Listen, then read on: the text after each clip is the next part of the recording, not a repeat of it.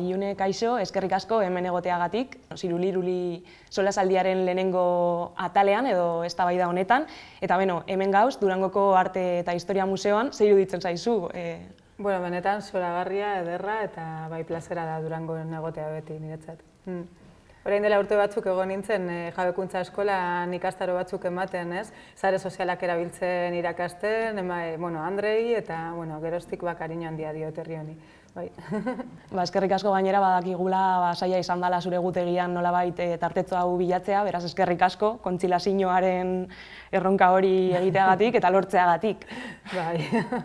Tira, lehenengo komentatu nahi nizun, beste egunean duela nahiko gitxi Ines Osinaga elkarrizketatzen ibili ginen berpiztu dokumentalerako, Kepa Junkeraren inguruko dokumentalerako, eta berak komentatu zuen, zuk esaten zenuela, intentsuak garela histerika berriak. Berez nik ez nuen esan, baizik eta Ana Requena Aguilar, eldiario.eseko kazetariak idatzi zuen artikulu bat izenburu horrekin, eta bai egia da, askotan barkamena eskatzen dudalako hori, hain intentsua izateagatik, baina aldarrikatu behar dugu, eta emozionalitatea, eta gure subidoiak eta pasioa eta guzti hori, ez? Eta aprobetxatuko dut, aipatzeko, askotan errepikatzen dut, Ines Osinaga elkarrizketatu nuen biran, Bilboko Kulturgunean, urdin elektrikoa izeneko formatu bat egiten dut, elkarrizketak dira publiko aurrean, eta berak ekarri zuen Ainara Legardo musikariaren ideia bat, eta iruditzen zait, etengabe errepikatzen dut geroztik. Eta hori da, emakumeok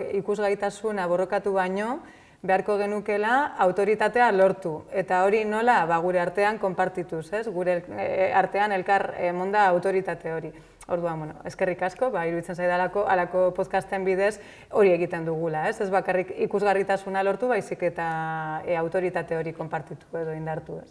Eta hori lotuz beste era bat izan daiteke, eta bereziki herrialde batzuetan, baina makillajea dinot aipatu berri duzulako komentario bat honen inguruan, eta ondo legoke hemen aipatzea berriro ere. Esan nahi dudana da, makillajea erabili daitekeela nolabait baita ere adierazpen erraminta gisa, eta bereziki herrialde batzutan onde bekatuta dau. Orduan, zer suposatzen du honek, eta nola sentitu gaitezke ezta, bai makillatuta ez, nola eramaten duzuzuk gai hau.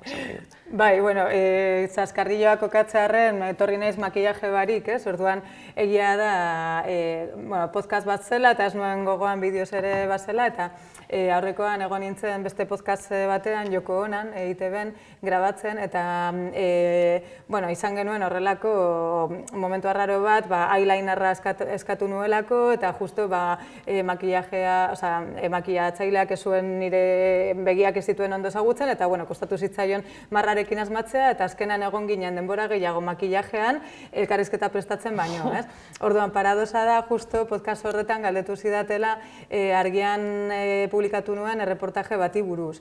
Erreportaje horretan kontatzen nuen ze diskriminazio egoera bizi duten telebistan lan egiten duten emakumeek, ez? Batez be aurkezleek, baina baita ere kolaboratzaileek, edo adinarekin aurkezle roletik kamera atzera bidali dituzten emakume horiek, ez? Orduan horregatik izan zen pizkat zelebrea erreportaje horretan salatzen zelako, nola emakume hori irakasten digutena lehenik eta behin egin behar duguna dela gure irudia zaindu, atsegin egon kamera aurrean, eta askotan hor ematen dugu energia gehiago, edo jende aurrean gu deseroso sentiarazteko modu bat dela, gure gorputzarekin deseroso sentiaraztea, ez? Orduan, hori egia da, eta hori guztiagatik feminismoan saiatzen gara horrelako presioa deseraikitzen, eta gero hori deseraikita gero, bai uste dut aldarrikatu dezakegula moda eta estetika direla gure burua eta gure nortasuna espresatzeko modu bat, ez? Eta gainera guretzat egiten dugula, ezta, hipersexualizatutako gizarte honetan badirudiela behartuta gaudela besteentzat ondo egoteko, baina zuk zuretzat edo zure lagunentzat edo zuk espresatzeko era bat aurkitzen duzulako egiten baduzu, dinot, guztiz aldatzen dela. Bai, gainera, ni hipersexualizazioa... Zaila da hitza, Ez da bai da horrekin, beti jartzen naiz pizkat tentso, ez? Azkenean, eta hori, Ana Requena Aguilarrek ere oso ondo kontatu du, Chanel Eurovisionera joan zen, ez? Abeslariaren harira, nola azkenean beti epaitzen den, inkluso feminismoaren izenean jarraitzen dugu emakumeen gorputzak eta janzkera eta hori epaitzen. Orduan egia da, egun badagoela horrelako presio bat emakumeok beti sexy agertzeko, inkluso nagusia garenean, hau da, lehen gaztetasunarekin lotuta zegoen, baina orain badirudi 60 urterekin ere sexy jarraitu behar duzula izaten. Orduan, posible da horrekin apurtzea, baina nik uste dut kontua dela danontzako askatasuna eta makillajearekin berdin, orain gero eta gizon gehiago makillatzen dira, edo eta, liraintasuna edo gorputzaren, erotismoa, sentsualitatea gora aipatzea, zentsu norabide guztietan, hori izan daiteke beste bide bat.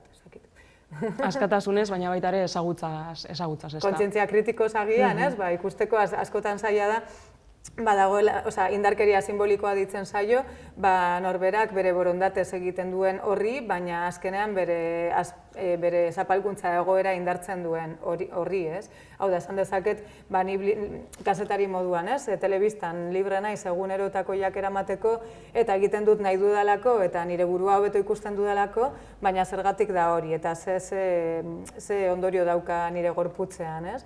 Orduan, nik uste dut horreka dago askatasunaren eta kontzientzia kritiko horren artean edo, ez? Eta kazetariaren kasuan gainera oso zaila da beste kasu batzutan baita ere, baina inot kazetari bat emakumea bada behartuta dago bai makillatzera, zein takoiak erabiltzera, honen inguruan baita ere nahiko gauza idatzi dira, Pikara magazinaren barruan baita ere, eta interesgarria da, eta zaila uste dut dela emakumeentzat zein erabaki hartzen dozun edo nola mantendu, kontraesanak izatea guztiz logikoa da, baina nola kudeatu gai hau, ezta? Zuk zer esango zenioke agian oso gazteak diren kazetari hoiei, unibertsitatean ikasten dauden kazetari hoiei, telebistara joaten badira badakitela, esklabuak izango direla guztiz irudiarena. Aipatu nuen erreportajearen oinarria da, Naiara Bink izeneko kazetari batek egin duen doktoretza tesia, gai honi buruz, telebistan emakume langileek daukaten presioa. Eta hor agertzen zen datu kezkagarri bat zen, ja unibertsitatean, inkesta bat egin zuen kazetaritza gela batean, eta ikusi zuen, non irudikatzen zuten haien burua ikasleek. Orduan, antza, neskek ez zuten haien burua irudikatzen telebistan, iruditzen zitzaielako telebistan agertzeko ederra izan behar duzula. Eta ez zuten haien burua horrela ikusten, ez? Aldiz gizonentzat, mutilek ez zeukaten horrelako presio hori. Telebista gustoko bat zuten, hori irudikatzen zuten haien burua, nahiz eta bere gorputza ez izan oso normatiboa, ez? Orduan hori ikusten dugu, hori nola gaztetatik daukagun hori buruan, eta gero ja heltzen garenean telebistara, adibidez EITB-en gertatu dena izan da, Ana Urrutia, eguraldiako aurkezleak, egin duela mikroiraultza moduko bat, ja ditu 50 urte, dago egonkortasun eta ospe postu batean, eta erabili du bere posizioa takoiaren esklabutza horrekin apurtzeko. Orduan, beraz, hasi da esaten, ez dituela takoiak eraman nahi, eta horri esker, beste emakume askok ere eskatu dituzte, zapatillak, ez? Orduan, gainera, EITB-en sortu da horrelako taldetxo bat langile feministena, eta saretzea, nire ustez, honekin esan nahi dut, bigako, bat, mikroiraultzen gaitasuna, presio barik, baina badagoela gaitasun hori, arauak arrakalatzeko, eta bigarrena elkarren saretzea, ez? Badago lelo feminista bat, bakarrik ezin duzu lagunekin bai, ez? Orduan, hori, ez? Kazetari Pikara horrela sortu zen gainera, kazetari on saretze horretatik, bai. Duela 10 urte baino gehiago? 12, bai. 12, bale. Eta nola, sortu zen, baina nola elkartu zineten Lucia Odriozolak pisu handia izan zuen honetan ere, ezta? Bai, ni unibertsitatetik atera nintzenean, Lucia Martínez Odriozola irakaslea izan zen nire maistra letra larrietan, eta orduan berak sartu ninduen nazioarte mailan dagoen kazetari feministen sare batean. Orduan joan ginen topaketa batzuetara Asturiasen eta itzuli ginen kazetarion berdin sarea izeneko ekimen bat sortzeko energia horrekin. Orduan garai hartan ni hasi nintzen El País egunkarian lan egiten, gizarte sailan, eta prentsaurrekoetan eta kointziditzen nuen Berriako Maite Asensiorekin. Euskal Herrian nire ustez da kazetari feministen artean bat oso nabarmena edo nik pila bat miresten dut. Orduan hori, Lucia, Maite, Nineu eta beste pare bat kiderekin batera, hasiera batean hasi ginen, kazetarion berdin sare honetan, eztabaida konpartitzen, funtzionatzen genuen asko e-mail bidez, eta gero horrelako zerrenda mailin baten bidez, eta gero ja hasi ginen topaketak egiten, jardunaldiren bat, iritzi artikuluren bat, eta momentu batean, ni barengoen krisi profesional batean, El Paisetik bota nindutelako, bueno, ni ez bakarrik ni, baizik eta pila bat jende, autonomo faltsu guztiok. Eta bueno, krisi garai horretan, Luziak iradoki ninduen, zergatik ez jarri martxan hedabide propio bat. Orduan, hori, bide lagun horiekin berriro ere, eta proiektua zabalduz joan zen, eta horrela, pizkanaka sortu genuen Pikara, eta ez genuen, espero, zer bihurtuko zen, 12 urte hauetan. Erreferente handia zarie, bai estatu mailan, suposatzen dut kanpoaldean baitare, Latinoamerikan eta abar, eta egia da, 12 urte igaro direla, nolakoa izan da bilakaera. Zetik adibidez, umorean eta komerian ikusten da, ezta? Nahiko emakume gehiago dauzela baitare podcastaren munduan, baina zuek barrutik ikusi duzuela eta bilakaera horretan asko lagundu duzuela, nola ikusten duzue? Bai, gu gaude holan pizkat deskolokauta, egia da Pikara sortu genuenean, orain dela 12 urte, gure artean izan genuen eztabaida bat izan zen, ia kazetari, aldizkari feminista horrela esan, edo eufemismoak erabili. Adibidez, lehen esan dut, kazetari feministen sare batean geundela, baina ez genuen feminista erabiltzen. Esaten genuen, nola zen, genero ikuspegia daukan kazetarien sarea. Hau da, eufemismo. Orduan, karo, batean 12 urte pasa dira, eta orain EFE bezalako agentzia hegemoniko batek erabiltzen du, esaten du badaukala bere atal feminista, ia hedabide guztiek daukate feminismoari buruzko atal bat, eta hori inkluso marketing estrategia bat bilakatu da, ez? Eta hori, bere garaian iruditzen zitzaigun, konbentzitu edo limurtu behar genuela jendea, frogatzeko feminismoak laguntzen gaituela kazetaritza kalitatezkoa egiten, eta ez dela zer sektarioa edo, bueno, ez, hori, bazegoen horrelako estigma bat edo guk sentitzen genuen. Eta gaur egun, posten gaitu ikusteak, Espainia mailan adibidez, deforme semanal edo estirando el txikle, zoragarriak kutsu feminista argia daukaten saioak direla, estatu mailan podcast arrakastatsuenak, sarituenak, eta bar, ez? Orduan, iraultza bat egon da hor, mugimendu feministak burutu duen iraultza bat, eta hor Pikarak jarri baldin badu bere karpentsoa, gu harro, ez? Baina oso interesgarria da esaten duzuna hedabide feminista bat izan beharrean edo agian hobeto dala, esatie feminismoak zeharkatzen duela dana. Eta egia da, kazetaritza hobeago baterentzako edo gizarte hobeago bat eraikitzeko baitare lagundu egiten duela. Hori bai, orain feminismoa baitale dekola jendea feminismoaren barruan nolabaiteko antifeminismoa praktikatzen duena, esaten duenean, edo translegearen eta pertsona transexualen kontra doazenean, zuk hau nola ikusten duzu, pentsamendu kritikoa landuta dekozula dinot. Oso zaila, esan nahi dut oso zaila iruditzen zaidala, feminismoak, antifeminismoa defendatzea zentzu horretan, beste emakume izateko era batzuen kontra jutea. Nola sostendu daiteke hori edo nola ailegatu gara baita ere puntu honetaraino?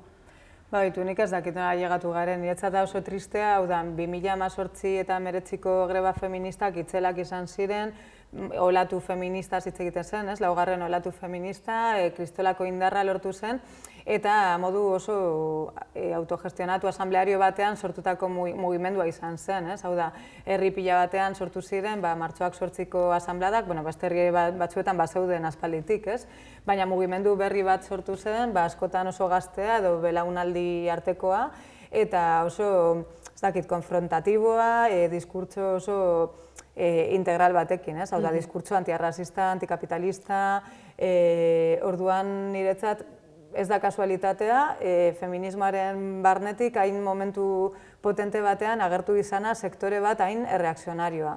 Eta egiten dudan irakurketa bat, ez nik bakarrik, da agian alderdi politiko jakin batzuekin harremana daukaten emakume batzuk daude hor, emakume transak erabiltzen edo trans gorrotoa elikatzen, nire ustez pizkat eztabaida hor zentratzeko eta ez hitz egiteko beste hainbat kontuz. Hau da, esandako diskurtso antikapitalista, antiarrazista hori horrekin aurrera egin dugula, eta batean, badirudi emakume mehatxua direla transpertsonak, eta ez transnazionalak, eta ez botere heteropatriarkala, edo ez dakit, edo emakume etxeko langileen egoera, beti ez, badago horrelako agenda bat feminismo sasi radikal honetan, hori prostituzioa, alokairuzko sabelak eta generoa abolitzearen aldekoa, eta dinozu zergatik gai jakin horiek eta ez,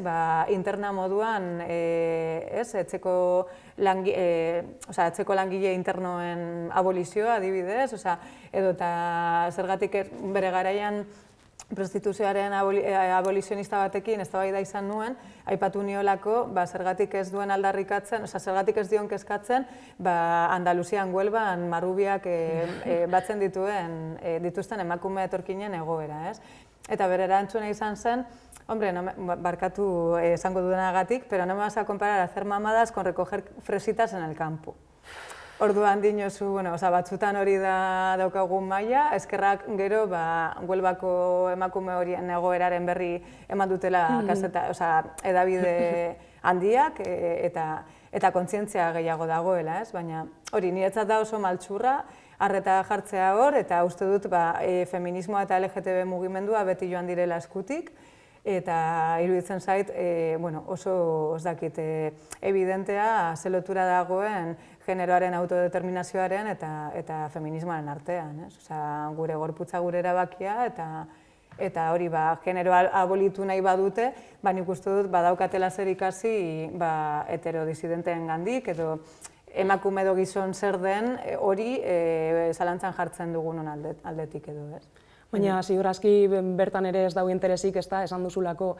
Ziurrenik jende gitzi da teoria hauek defendatzen dituztenak, baina aldi berean gehien entzuten direnak dira. Kapitalismoa eta botere politikoak eta ekonomikoak berdina direla atzetik daudelako, eta esan duzu moduan aurrerapen bat lortzen denean baita ere erreakzionarioak indartu egiten direla baita ere edo. Bai, gainera nik uste dut beste osagarri bat dela, sare sozialen logika eta verdad zaro honetan gaudela eta badirudi diskurtso oso simplistak eta eraginkorrak direla. Orduan batean borrado de mujer esaia ama, badirudi mezu horrek konektatzen duela tamalez emakume desenterekin. Baina, gai honi buruz interesatzen bazaizue, argian publikatu nuen erreportaje bat translegeari buruz eta aprobetzatu nuen iritzia askatzeko Euskal Herriko kolektibo feminista askori. Orduan, oro har, mugimendu feminista badago genero autodeterminazioaren alde eta transidentitateen despatologizazioaren alde. Eta, beste batzuetan badago barne eztabaida bat, baina, lasaia eta positiboa esango dut, eta uste dut hori translegearen kontra modu oldarkor batean dagoen sektorea oso txikia dela, baina askotan edabidetara joaten direla feminismoaren izenean berba egiten, eta hortan behar ditugula kazetari kritikoak esateko, aizu ez da egia, ez da egia mugimendu feminista dagoela translegearen kontra, edo ez da egia LGTB mugimendua dagoela alokairuzko sabelen alde, hori ere entzun dudalako. Bai, soratzeko da dira iruzkinak. Bai, eta pena da, horrelako borroketan galtzen garela, agendan aurrera egin ordez. Guztiz, hori da baita ere, arrazoia ez da, edo intentzinoa, hobeto esan da. Bai, gu desaktibatzea, bai. Baina ez dute lortuko. Ez dute lortuko. Eta hemen ekarri duzu zure azkenengo liburua, edo enkargu bat izan dela, konta iguzu pixka bat, Amatzu Boioen tribua. Bai. Azken urteotan, gainera, nago gogoratzen, Durangon izan zirela hain zuzen ere, Euskal Herriko azken jardunaldi feministak, eta ni erditu berritan nengoen, orduan sofan nengoen, YouTubeen ikusi nituen jardunaldiak, nire jaio berriarekin hor, nuen fantasia joango nintzela Durangora, baina umeak bihazte zituen eta zen erabaki zuhurrena, zan 3.000 emakumerekin batera egotea. Baina, orduan, amatasunaren prozesu honetan proiektu berriak agertu dira, Pizkat arraroa da, azken urteotan asko eskatzen didatela amatasunari buruz hitz egitea, ez? Ikastaro hitzaldi tailerretan. Referenteak behar ditugu honetan ere. Bai, badaude aspalditik eta bai izendatu nahiko nituzke, adibidez, podcast batean gaudenez, Amatasunak izeneko podcast bat dago, Naia Alkortak zuzentzen duena. Naia Alkorta da amatasunean bai aditua den pertsona bat, Zabeletik mundura izeneko proiektu bat dauka. Eta amatasun feministak lantzen ditu, saio bat bakoitzean elkarrizketa egiten dio feminista bati amatasunari buruz, ez? Orduan amatasunak. Eta gero bestetik, galdu dutaria, liburu hau badago, baina bebai prologoa egin diot beste bati, ama ume M, Erika Lagomak eta Estitzu Fernandez Maritzalarrek egin dutenak. Orduan hori egun baditugu helduleku asko amatasuna hausnartzeko begirada feministatik eta euskaraz, ez? Eta hori esan da, orain dela, konfinamenduaren garaian, Histeria kolektiboa izeneko proiektu batetik jaso genuen hori, ez? Proposamena martxan jartzeko amatasun boioi buruzko hori, prozesu zabal bat, ez? Orduan, ez dakien entzako, boiera erabiltzen dugu, lesbiana... Badaz bada. Jakingo duzue, boiera erabili dela lesbianon kontra irain moduan, eta buelta eman diogu, eta boiera erabiltzen dugu identitate politiko gisa, ez? Boierak gara eta arro gaude, ez? Orduan, amatasun lesbikoetan nabarmena izan da erreferente falta, orain dela gutxi arte, eta orduan kide hauek, Merik eta Udanek, guraso izateko prozesuan zeuden eta referente falta hori sumatzen zuten, ez?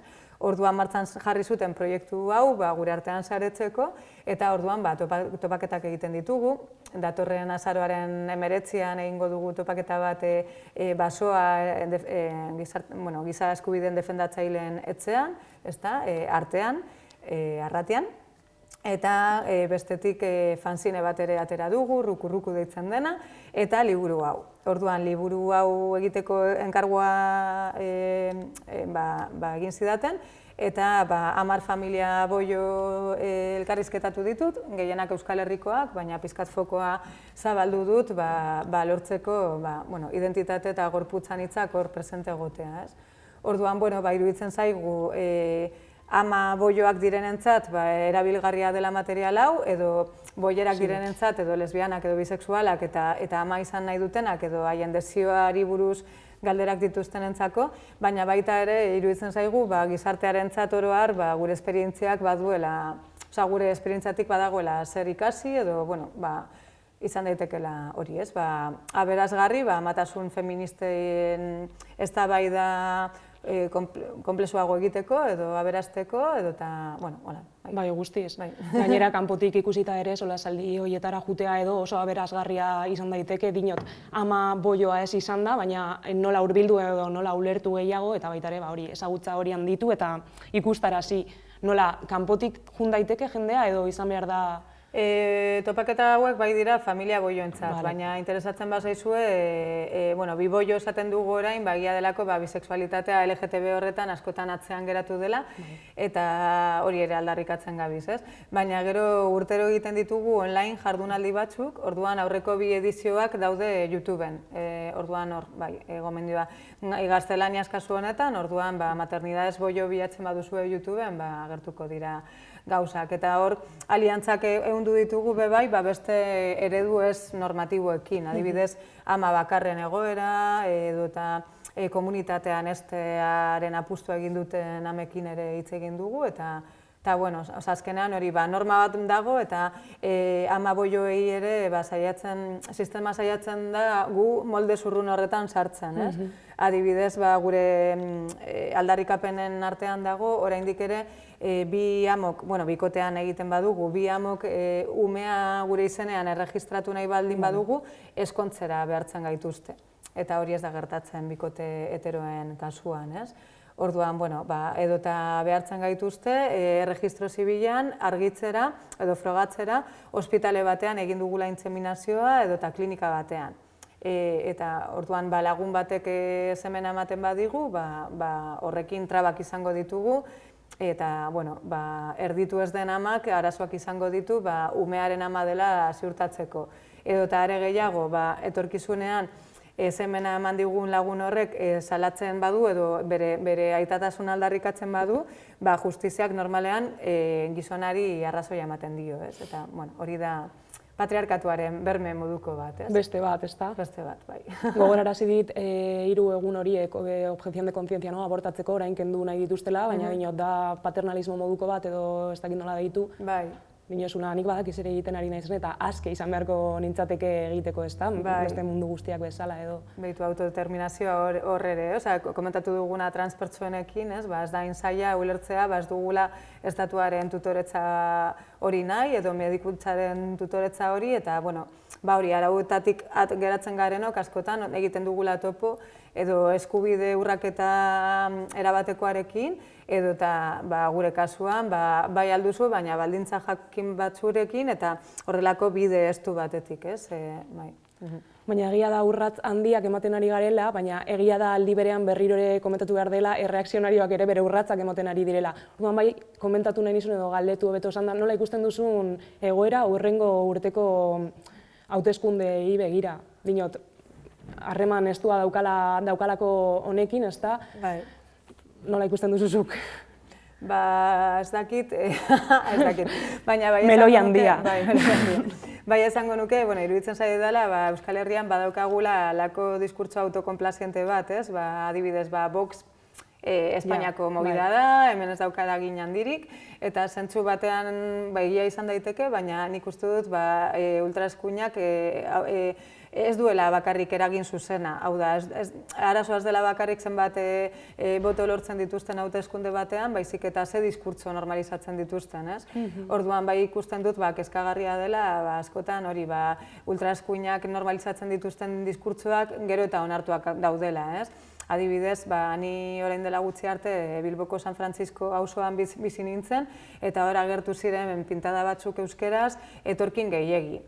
Adibidez, ez? Orduan, edo, orain dela elkarrizketa hau grabatu dugun aste honetan bertan, gure kulturan ospea daukan gizon batek berrian plazaratu du artikulu bat tesi nahiko xenofobo batekin, ez? Orduan, iruditzen zait, erne egon behar dugula, hori xenofobiarekin, LGTB-fobiarekin, edo eta esker mugimenduetan ere, ze genero eredu dauden oraindik indarrean, ez dakit, askotan, ez dakit, indarkeria matxistan salaketa faltsuen mitoa, edo eta, zaintzapai handi hori, ez da. Karo, 0,00 ez dakit zenbat, holan, badaudela, edo eta aita zaintza partekatu inposatua, eskatzen duten aita askoren atzean, badaudela, zaintza partekatua badela indarkerian jarraitzeko mekanismo bat, eta hori eskerrean ere oso onartuta dago, ez?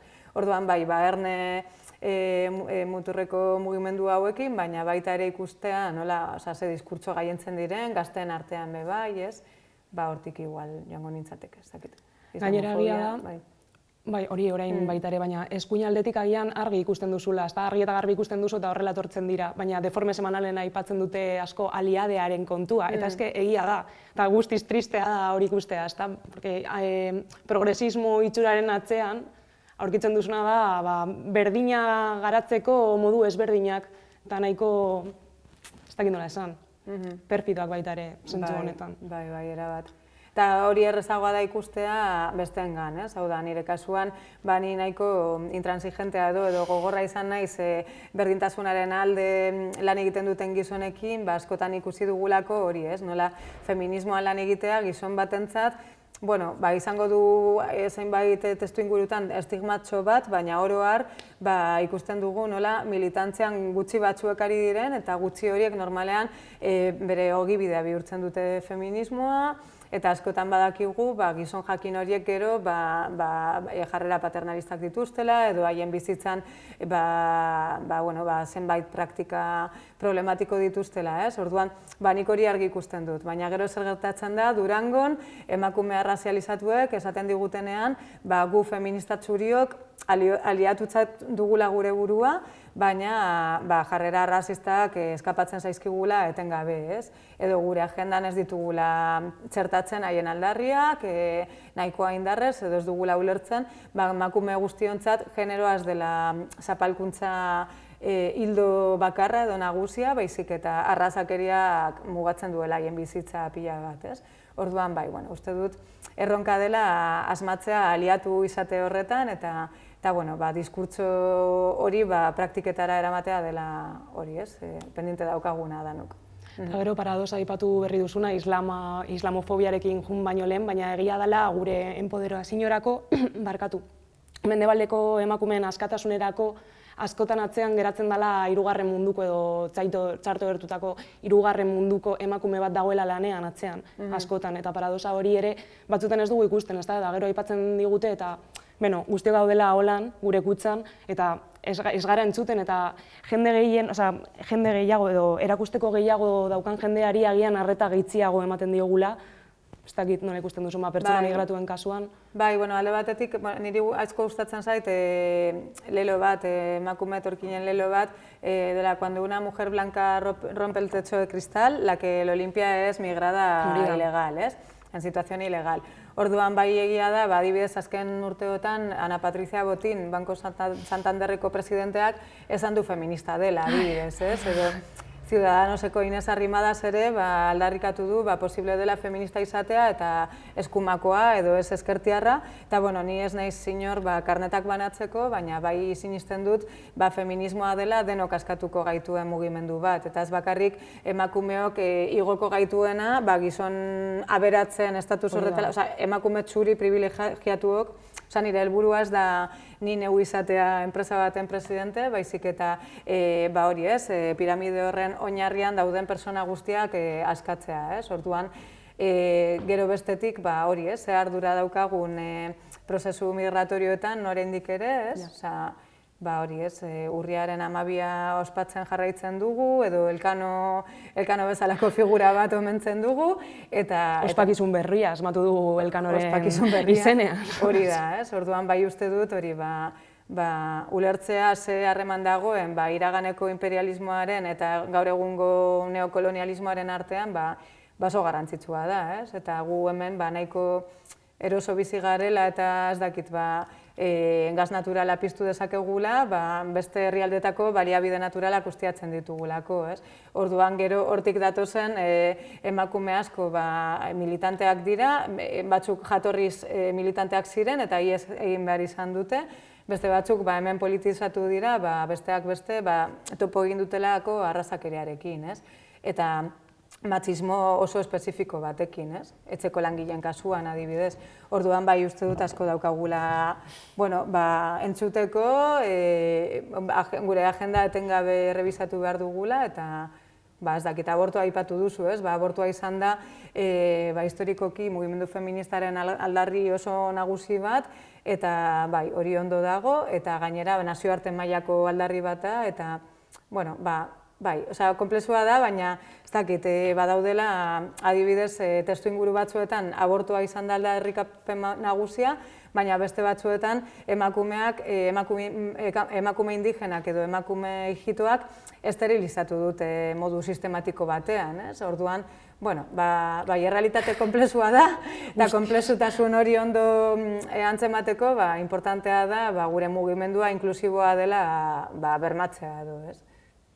Eta beste meloi konplexu bat irekitzearren, eta berba egin dugulako baitare aurretik horren inguruan, Iranen kontua hainbat gauza eztabaidatzeko gaiatzat hartu dezakegu. Zuk komentatu dituzu, aipatu dituzu pare bat aktivista hemen dauzenak, eta haien diskurtsoak entzun beharko genituzkenak, orduan esaten badizkiguzu izenak eta zer egin duten, eta gero ja hasten gara berbatan honen inguruan. Bai, alde batetik esan behar dut, seguruenik zuk daukazula Iranen inguruan, ni baino gehiago esateko. Nahasdura handia. Nahasdura handia, ja. Bai, hori gertatzen da, ez? Errealitate bat telebistatik bakarrik ikusten ez dugunean, eta aurrez aurre sumatzen dugula hori, ez? Korapilo pila daudela hor, ez? Nik ez daukat, Iranekin harremanik, ez bada nire herri berrian Larrabetxun bizi delako Seida Besotzi, izeneko ikertzaile bat, Egoa Institutuan lan egiten duena, eta bera Italian jaioa da, baina bere ama iraniarra da.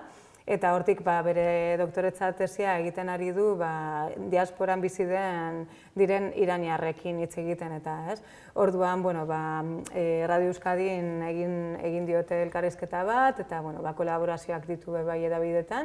Hori da izen bat, eta bestea, Marian, eskaztu dut, apunte mesedez. Fati. Marian Fati. Vale. Marian Fati, Marian Fati aurrez aurrez dut ezagutzen, baina entzun dute podcast batean, gomendatuko dizuedan podcast batean, La Internacional deitzen da, eta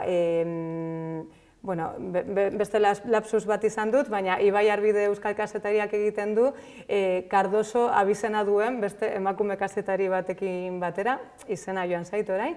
Eta orduan, Marian Fati da Kurdistan, iraniar estatuko parte den lurralde kurduetakoa, aktivista da, feminista bat da, Euskal Herrian bizi da egun, eta iruditzen zait, haien diskurtsoa entzutea premiazkoa dela, hemen egiten dugun irakurketa oso simplista delako, ez? Eta Iranen kasuan, gatazka multifaktorial bat da, eta da, erregimen totalitario baten kontrakoa, zentzu askotan eta mugimendu askotatik, ez? Mugimendu feminista, ikasleena, langileena, eta orduan, mendebaldean, fokoa jarri da, hilafa erabiltzearen derrigortasun horretan, eta Marian Fatik azaltzen zuen nola haiek desberdintzen duten islam politikoa eta islam kulturala, ez?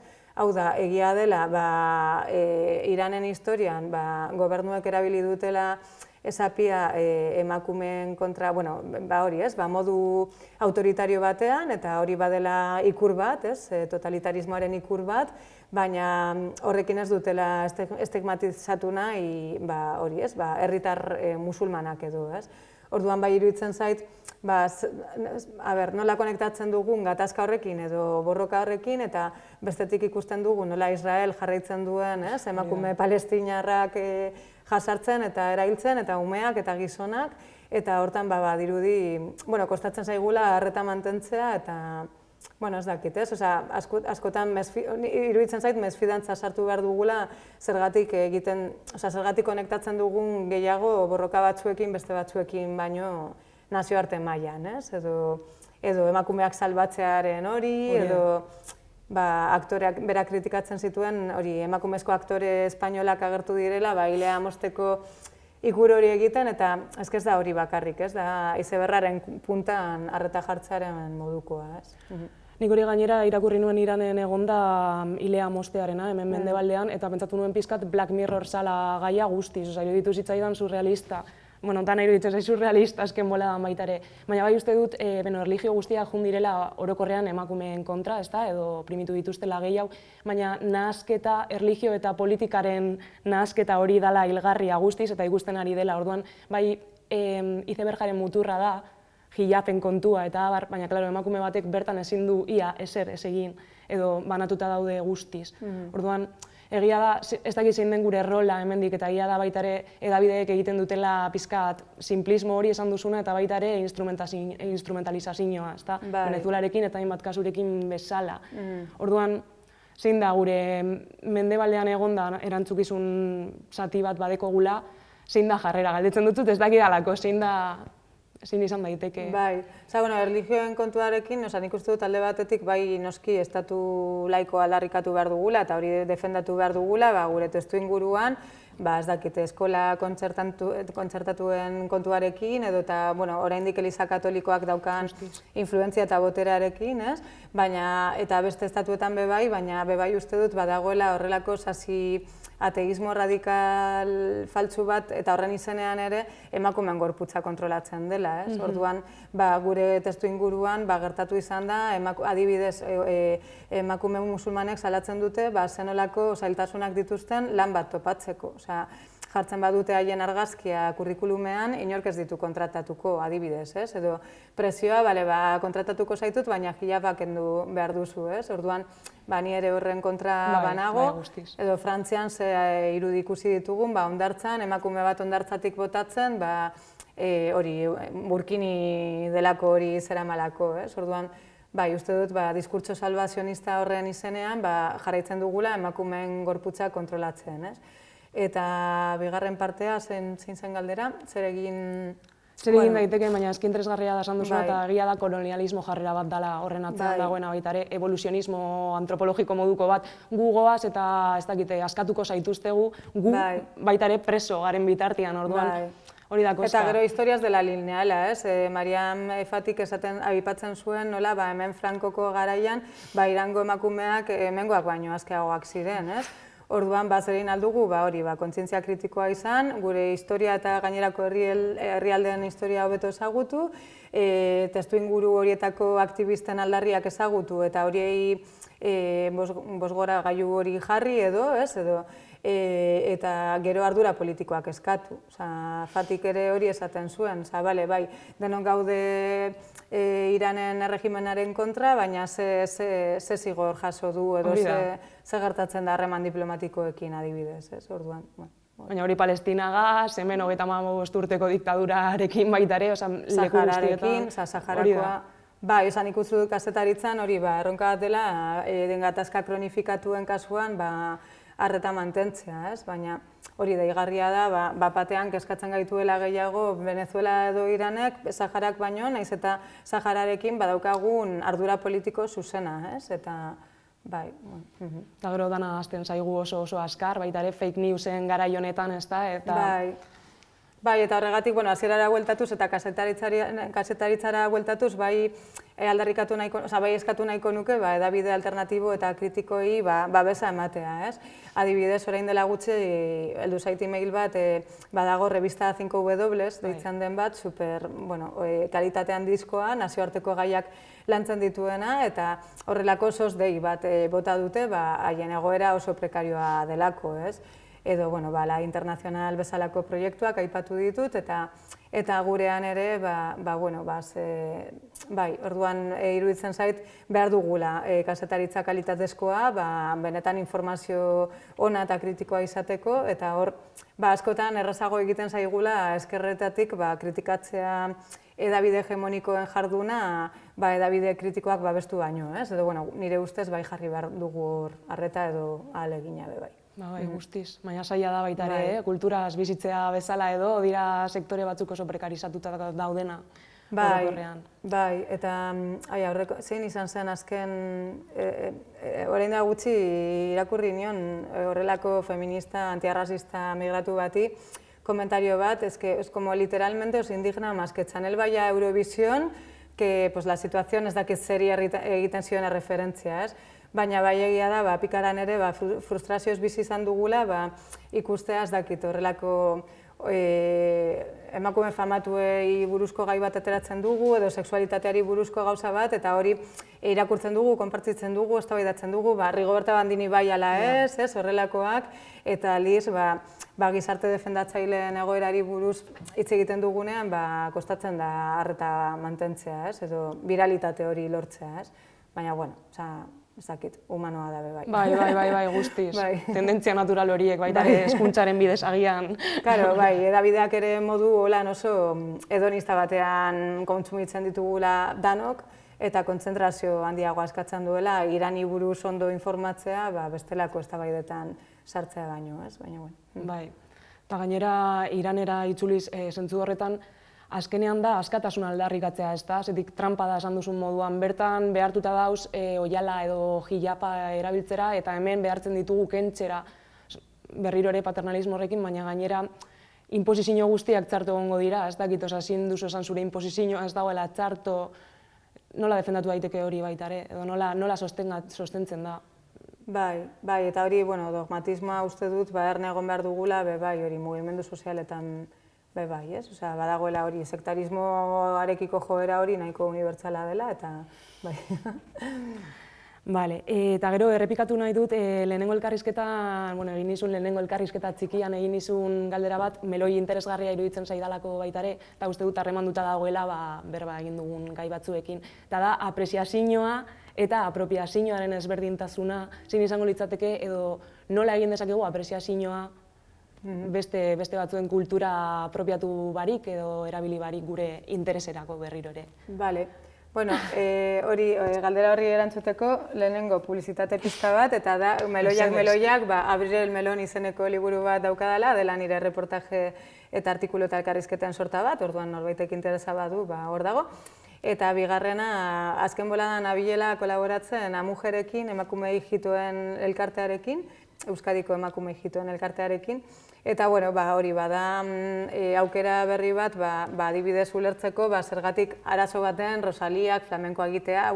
Azkenean geratzen gara, azaleko eztabaidarekin, Rosalia bai ala ez, eta hori da berriro ere izeberraren punta, eta kontua da ezagutzea, kasu honetan zein den herri hijitoaren historia, nola flamenkoa izan den haientzat haien mina historikoa espresatzeko modu bat, da horregatik da hain desgarrador edo, ez? Guztiz, vamos. Claro, orduan egi hori kantatzen dutela, min kolektibo hori kantatzen dutela, eta oraindik ere ez dakigu ezer gutxi hijitoen herriari buruz, ez? Ez dakigu adibidez hijitoak esterminatzeko saiakera bat egin zela Espainian, ez dute mendearekin asmatuko, esango nuke 18. mendean, baina zenbakiekin oso kaskarra naiz.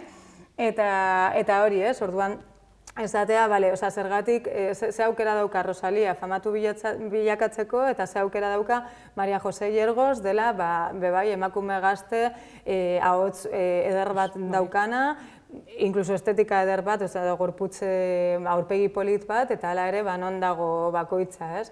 Orduan, hori, industrian, edo adibidez, J Balvin niri gustatzen zaite reggaetoia, jakineko duzue ezagutzen hauzuenok, eta J Balvinen musika gustatzen zait, baina hori ere entzun dut, ez? Nola industria txuri batek erabiltzen dituen, hori, periferian dauden espresio kulturalak, eta nola horrek ez duen onurarik suposatzen komunitate horrentzat. Orduan, hori hijitoen artean oso argi ikusten da, baina hori ez, noizbait elkarrizketa egin diot Daniela Ortizeri, adibidez, aktivista antiarrazista bati, Perukoa da bera, antikoloniala, eta berak esaten zuen, azkenean hori galtzen garela, erregetoia bai ala ez, alditut rastak jarri edo hori apropiazio kulturala da. Eta gero badaudela, alako, ez dakit, sor pendienteak, lehen esan duguna, ez? Nola da posible, oraindik ere omentzea Elkano bezalako figura bat. Edo zer egingo dugu, ez dakit, ondasun materialak itzultzeko herri, ustiatu ditugun herriei, ez? Adibidez, gomendatu nahi dizuet, referentzia gehiagi, igual? Ez gehiagi, inoiz, gehiago. Eskerrik asko. Hemendik egon dira Rio Parana izeneko proiektua duten bi artista antikolonial, Duen Satzi eta Mac de Santo. Haiek Argentinakoak dira, eta haien proiektuetan egiten dute hau, ez? Adibidez, egon zen Frantziako esploratzaile bat, joaten zena Latinoameriketara, eta literalki indigenen ezurrak eraman zituen Frantziako museo antropologikoetan erakusteko, ez? Eta ezurrak, baina baita ere artelanak, ez? Orduan haiek egin dituzte horrelako ekintza batzutan performatiboak eta batzutan benetazkoa, esateko, haizu, Frantzia, itzuli ezur horiek haien komunitatetara adibidez, ez? Orduan, uste dut ulertu dela, baina azkenean pizkat feminismo pop horretan geratzen garela, antiarrazismo pop horretan, eta bai, apreziazio hori baldin bada koherentea edo, barne bildu behar du, hori, subalternitate egoeran dauden komunitate horien historia ezagutzea, haien aktivismoan laguntzea eta modu holan sakon batean edo, ez? Eta apreziazioaren ereduren bat esango zen iguke.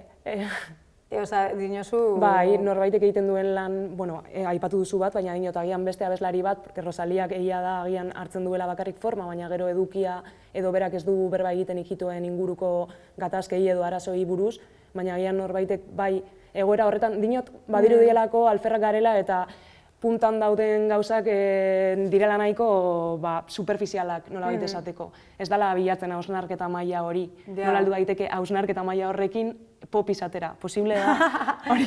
Jo, galera, igual me has pillado ahí, pentsatu beharko nuke, baina, a ber, hori, lehenik eta behin,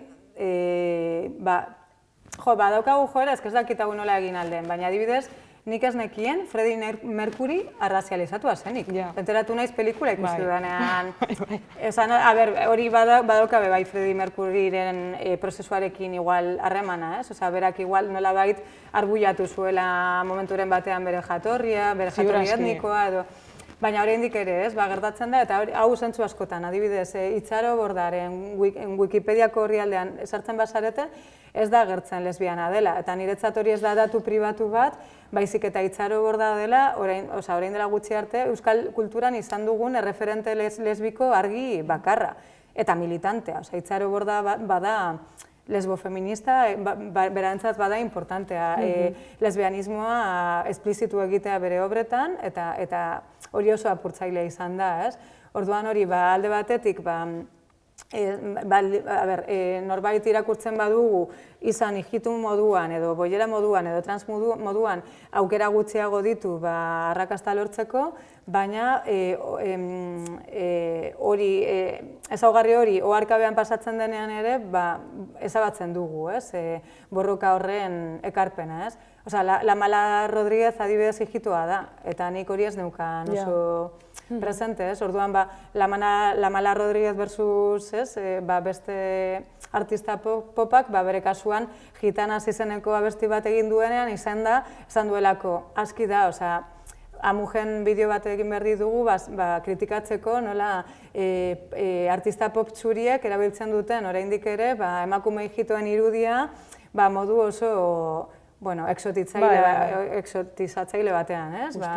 Pues eso, la gitana, que me envenena con su piel, horrelako gauzak, orduan, ez? Hori, lehenik eta behin, komunitate jakin batetik aterat diren kultura hori aitortzea, bere jatorria aitortzea, ez? Eta eredu bat aliatu moduan, orain ez zait okurritzen, egia esateko, baina pentsatuko dut. Baina, da esaten duzulako, ez dutelako erabiltzen edo ez dutelako esaten, ziur aski baita ere oprimituta egon direlako, edo agian uste dutelako, nik uste, orain okurritu zait, baina egia da, Freddie Mercuryk ez zuen egiten horretaz tresna bat, edo, tresna baino adierazpen eta aktivismo erreminta bat, eta gainera identitate kontu bat, horrelako azarelako eta badau.